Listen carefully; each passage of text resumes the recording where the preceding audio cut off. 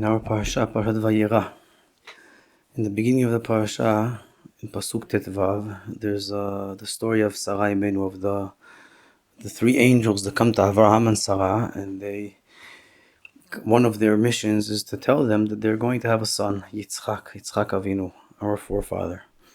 Now, there's a very famous story that occurs in the midst of this, that when the angels give this announcement that Sarah, your wife, Abraham and Sarah are now 100 years old. He's 100 years old and she's 90 years old. And in these generations, that wasn't common. In earlier generations, people would give birth in much later years. People lived extensive amounts of time. But in these generations, it was very uncommon. And they come and they say that you're gonna get pregnant and have a son. And it says that Sarah, she heard this and she laughed. She laughed even cynically. She couldn't believe it. It was beyond her belief. This is the pshat of the story of the Torah. Now, there are many commentators say many things about this, but the Ishbitzer has a beautiful contemplation which encapsulates one of the deepest paradoxes of Jewish philosophy, of theology and philosophy.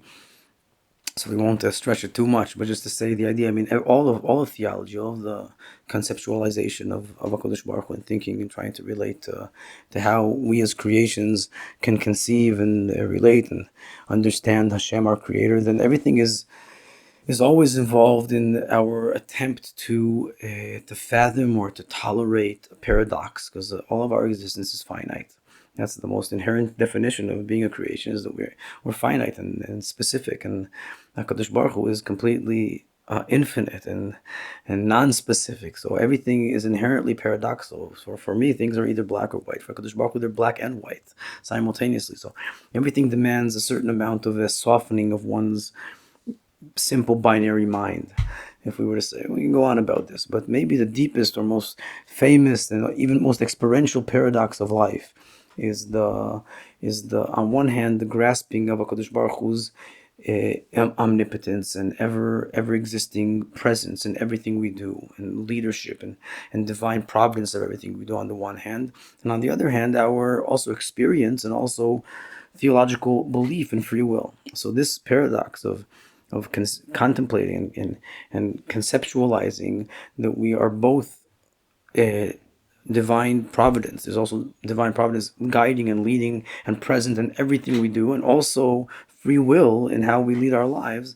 This is maybe the most famous and deeply most profound and also most experientially paradoxical concepts to fathom.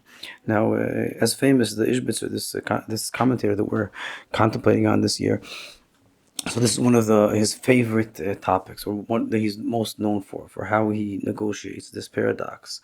And this in this parasha is one of the places where he has an insight on it. It's a fairly long insight. We'll just say one point from it. But the idea that he says is that, ironically, a person is usually capable of fathoming Hashem's presence and, again, Hashem's providence on everything in his life. The more you contemplate on things that happen, the circumstances of life, everywhere I look, if I set my mind to it, then I can see Hashem's hand. But Chazal say a beautiful statement, that everything is guided by Hashem, everything is orchestrated by Hashem, except for a person's relationship with Hashem. So what is that implying? Simply that you have free will in how to relate with your Creator. Everything else, again, will you miss the bus? Will you not miss the bus? Will you be rich? Will you be poor? That's all divine providence. But how you relate to Hashem in the process of life, that's up to you. That's the simple statement here. But ironically, what that implies, and we can see this experientially, is that the place where we feel the least providence of Hashem, the least presence of Hashem, is within our Yirat Shamayim, within our relationship with Hashem.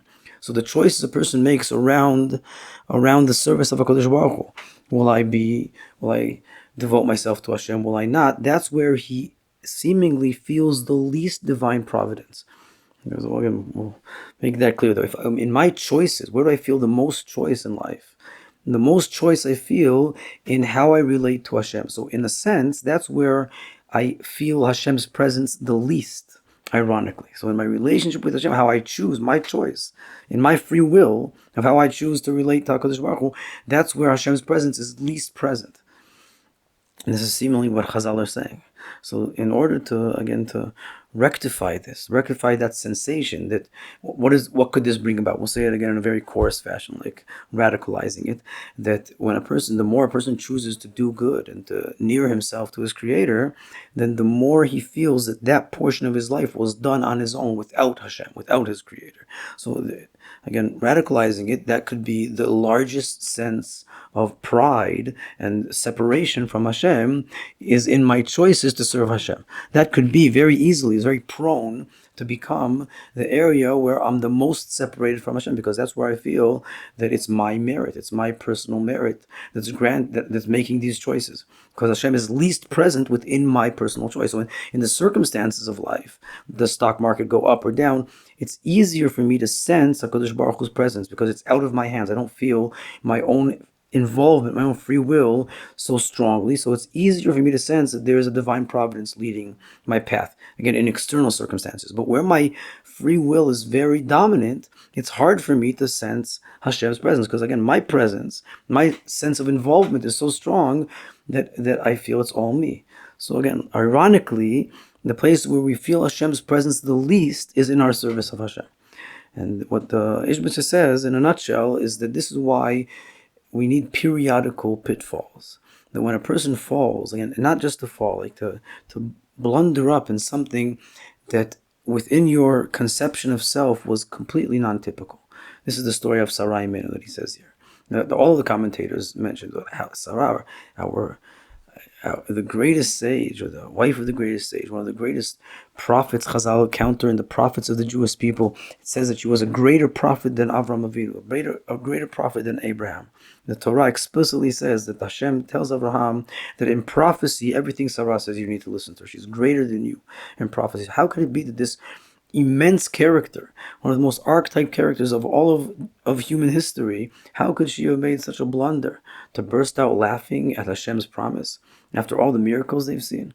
So this is what he says, that a person needs to fall in his highlights of Yirat Shamayim, the places where he's serving Hashem strongest in his faith, where he's making the best choices.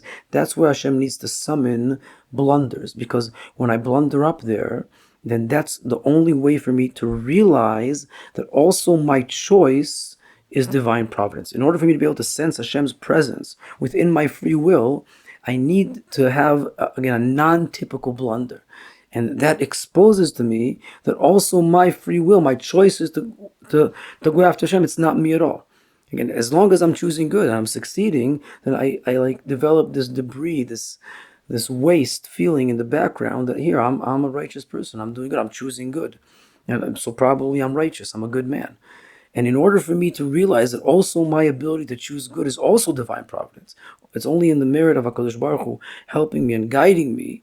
But for me to feel that within my choice, again, in circumstances, it's easier to see that, external circumstances, but to feel that my choice itself is part of Hashem's providence, I have to periodically realize that my choice is extremely unstable. It's not as stable as it seems.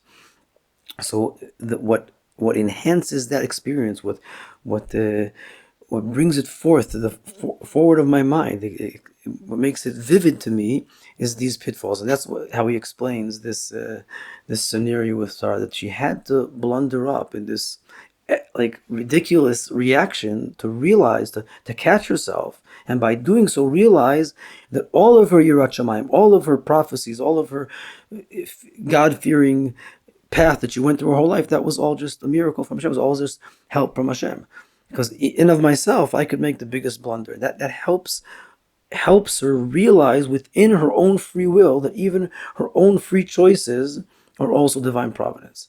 And as the Ishbitzer explains, this is the meaning or the content that Yitzchak, her son, represents. So in order for him to come forth into the world, then she needed to have this experience. And that's what birthed Yitzchak. So Yitzchak, the birth of Yitzchak is the realization of reality that even our free will doesn't counter Hashem's divine providence, and that Hashem's providence doesn't counter our free will. Now, there's obviously a paradoxical concept that needs much more contemplation, but the idea we just wanted to dwell on today is that in order for us to enable Hashem's providence, Hashem's guidance, Hashem's presence to penetrate our experience of free will, What enables that is our blunders, and we need to see all of our falls in life in that light. That every time I fall, it's out. My fall is just there to enhance my recognition of the divine providence that carries me when I don't fall. So in order for me not to fall, I need Hashem to be involved even in my free will. And I can only sense that when I fall. And then I realized that what I saw as my free will was also part of Hashem's providence, guidance, and help to me in life. So that's a beautiful word from the Ishbitzer on our parasha. Shavua Tov to everyone.